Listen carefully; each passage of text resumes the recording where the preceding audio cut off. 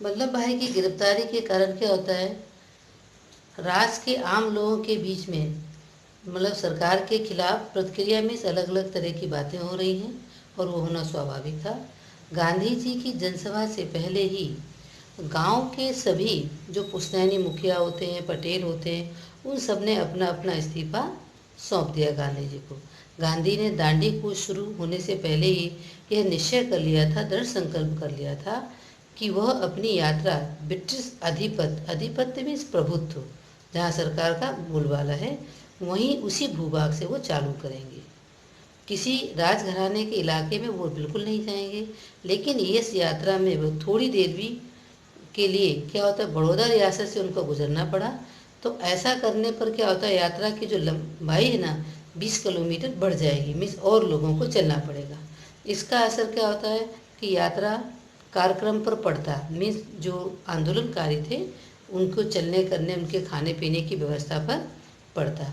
तभी क्या होता है कि जो सभी सत्याग्रही होते हैं ना, रात गाने बाजे के साथ रास्ते में वो दाखिल हो जाते हैं और वहाँ गांधी जी को एक धर्मशाला में ठहराया जाता है, जबकि बाकी जो सत्याग्रही होते हैं सब तंबुओं में रुकते हैं। सभी तंबुओं में रुक जाते हैं। राष्ट्र की जो होती ना आबादी लगभग 3000 जैसी होती है वहाँ की, लेकिन गांधी जी की जब जनसभा में संबोधित करते हैं तो वहाँ कम से कम 20,000 से ज़्यादा लोग आके इकट्ठे हो जाते हैं। तो अपने भाषण में गांधी जी पटेल की गिरफ्तारी का जिक्र करते हुए लोगों को कहते हैं कि जो सरदार पटेल को जो सज़ा हुई है वो आपकी सेवा, मीन्स ये नमक तोड़ो आंदोलन को पूरा कराने के रूप में ही उनको एक पुरस्कार मिला है। मीन्स हम लोगों की सेवा के लिए ही उनको एक इनाम के रूप में दिया गया है। उन्होंने इस तरह से सरकारी जो सज़ा उनको मिली थी उसकी निंदा करते हैं और वो दुखी होते हैं। सरकारी नौकरी में क्या ना इस्तीफे के खिलाफ वो गांधी जी उल्लेख करते हैं और लोगों को बताते हैं कि कुछ मुखी लोग, जो कुछ मुखिया हैं या बहुत लोभी टाइप के जो लोग हैं, वो आज भी जैसे तलाटी हैं, पटवारी हैं, ऐसे अपनी सरकारी नौकरियों पर चिपके हैं जैसे कि मक्खी एक गंदगी पर चिपकी होती है। गांधी जी ने सरकारी नौकरियों को में इस्तीफा देने के लिए लोगों से कहा था। उन्हें भी अपने निज तुच्छ स्वार्थ भूल कर इस्तीफा दे देना चाहिए। वो बोलते हैं कि उनको भी अपने निजी स्वार्थ को छोड़ करके इस्तीफा दे देना चाहिए। और वो कहते हैं कि अगर आप लोग कब तक गांव को चूसने में अपना योगदान, क्योंकि सरकार की जो योजना होती है आपको समझाए तो आप तो उसी के हिसाब से गांव के लोगों को लागू करते हैं, जैसे लगान लेना, टैक्स लेना। तो बोलते कब तक आप गांव के लोगों को चूसते रहेंगे। सरकार ने तो लूट मचाई रखी है। और क्या होता है कि आप भी अभी भी आप लोगों की आंखें खुली नहीं है, अभी भी आपको लोगों को समझना चाहिए और सरकारी नौकरी का त्याग कर देना चाहिए, ऐसा वो बोल रहे हैं। गांधी जी ने राष्ट्र में क्या होता है ना राजद्रोह की भी बात की और उस पर जोर देते हुए कहते हैं कि उनकी गिरफ्तारी अगर होगी, अगर सरकार गांधी जी की भी गिरफ्तारी करती है तो ये एक अच्छी बात है। सरकार को खुली चुनौती देते हुए वो कहते हैं कि फिर भी बादल घिर आए, लेकिन अभी फिर भी ऐसी संभावनाएं होती हैं और वो बोलते हैं कि यही एक सही मौका है। अगर सरकार उनको गिरफ्तार मीन्स गांधी जी को अगर गिरफ्तार करते हैं तो मुझे उसकी कोई दुख नहीं है, ये तो एक बहुत अच्छी बात है। मुझे 3 माह की अगर सज़ा होगी तो सरकार को भी लज्जा आएगी, क्योंकि वो खुद ही गलत काम कर रही है, नमक जैसी चीज़ पे टैक्स लगा रही है। इस तरह की वो बात करते हैं। राजद्रोही को तो काला पानी या देश निकाले की सज़ा या फांसी की सज़ा होनी चाहिए, ऐसा वो बताते हैं। हो सकती है मुझ जैसे लोगों को अगर राजद्रोही होना है, अगर अपना धर्म माने, तो उन्हें क्या सज़ा मिलनी चाहिए। अगर मुझ जैसे लोग को राजद्रोही मान रहे हैं, मैं अपने देश के आज़ाद कराने के लिए आंदोलन लड़ रहा हूँ, तो वो मुझे राजद्रोही मान रहे हैं, तो वो स्वयं के लिए सज़ा का निर्धारण करें कि क्योंकि वो तो दूसरे देश को गुलाम बना करके रखा है। इस तरह से लोगों से चर्चा करते हैं। इस तरह की वो बातचीत कर रहे हैं। सत्याग्रही क्या होता है, शाम 6 बजे रात से चले और यात्रा यहाँ चल और 8 बजे कनकापुर पहुँच जाते हैं। दांडी यात्रा फिर से चालू हो जाती है। उस समय लोग यात्रा में थके हुए थे एकदम, और कुछ थकान की आशंका में से थे और काफ़ी थक गए थे, काफ़ी हिम्मत जुटाए हुए थे। मही नदी कब और कैसे पार करेंगे, ऐसा सबके मन में विचारधारा चलती है। नदी के किनारे जैसे ही वे पहुंचते हैं तो समुद्र की जो लहरें ऊंची ऊंची ठंडी बयारों के साथ उनका स्वागत करती हैं। देखिए, यहाँ पर जब हम कोई अच्छा काम करते हैं तो कुदरत भी हमारा साथ देती है। वही यहाँ बताया गया है कि सत्याग्रहियों का समुद्र की लहरें स्वागत करती हैं। कनकापुरा में क्या होता है, जब वो वहाँ पहुँचते हैं तो वहाँ 105 साल की एक बूढ़ी महिला है।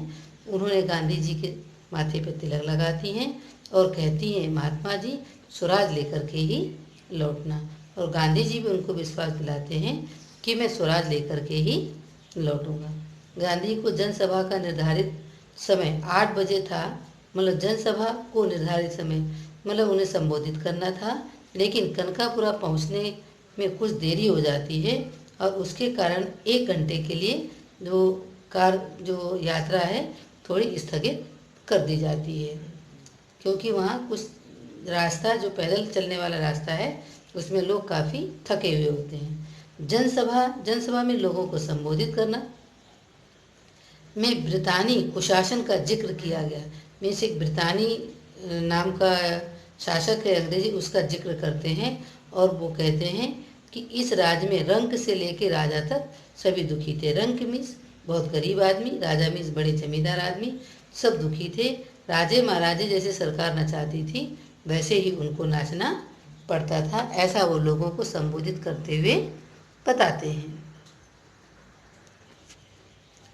लोगों को बता रहे हैं अब यह राक्षसी राज है, वो ऐसा बोलिए तो एक राक्षसी राज है, इसका संहार मतलब इसका संहार करना मीन्स इसका नाश करना बहुत ज़रूरी है। जो भी ऐसे शब्द हैं उनके ये यहाँ पे अर्थ दिया गया है। रास्ते में रेतीले सड़कों के कारण यह प्रस्ताव किया जाता है कि ऐसा लोग सोचते हैं कि गांधी जी की थोड़ी यात्रा कार से या मोटर गाड़ी से करवानी चाहिए, क्योंकि गांधी जी की एक वृद्धावस्था थी, इतना पैदल चलना संभव नहीं था, ऐसा सब सत्याग्रही सोचते हैं। ऐसा सभी सोचते हैं, लेकिन देखिए गांधी जी क्या करते हैं, वो मोटर कार और इस पे बैठने के लिए इनकार कर देते हैं और कहते हैं, उनका कहना है कि उनके जीवन की ये एक आखिरी यात्रा है, ये एक ऐसी यात्रा है जिसमें वाहन का प्रयोग नहीं करना है मुझे।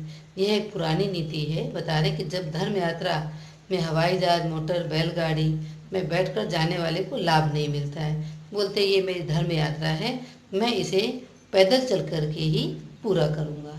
यात्रा में जब हम कष्ट सहते हैं, लोगों को सुख दुख समझें, तभी वो एक सच्ची यात्रा होती है। उनका कहना है कि जब हम पैदल चलते हैं तो लोगों से बातचीत करते हुए चलते हैं, उनके दुख सुख को सुनते हुए चलते हैं, भजन कीर्तन करते चलते हैं, तो यात्रा मंगलमयी होती है और हम एक दूसरे का साथ निभाते हुए एक दूसरे का उत्साह बढ़ाते हुए चलते हैं। इस तरह का उनका कहना है। अब जो ब्रिटिश हुक्काम रानों ने क्या किया है कि एक वर्ग उनमें ऐसा था कि जिन्हें लग रहा था कि गांधी जी और उनके जो सत्याग्रह जो महीन हैं वो महीन नदी के किनारे अचानक नमक उठाकर कानून न तोड़ दें।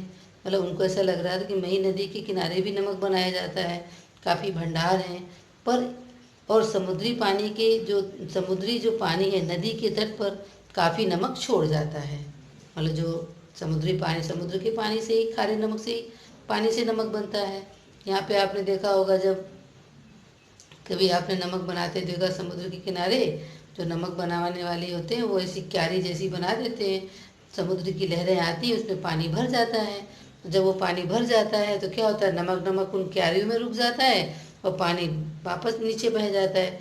इसी तरह वहाँ से नमक इकट्ठा होता है, फिर वो नमक फावड़ों से खोद करके ट्रकों में लादा जाता है और लाद करके क्या होता है फैक्ट्रियों में लाया जाता है। फिर उसमें और जो विटामिन वगैरह, जो आयोडीन वगैरह मिला करके हमारे पास तक पहुंचाया जाता है। इस तरह से कभी आपने डिस्कवरी वगैरह पे देखें कि नमक कैसे बनता है, किस तरह से है, वही गांधी जी का कहना, तो आपको पता चलेगा वही गांधी जी का कहना था कि ये तो कुदरत की चीज़ है, इस पर किसी पर कोई टैक्स नहीं होना चाहिए, ऐसा वो कहते हैं। अब वो इस तरह की बात को समझाते हुए आगे बढ़ते हैं। जिसकी रखवाली के लिए क्या होता है, एक सरकारी चौकीदार रख दिया जाता है।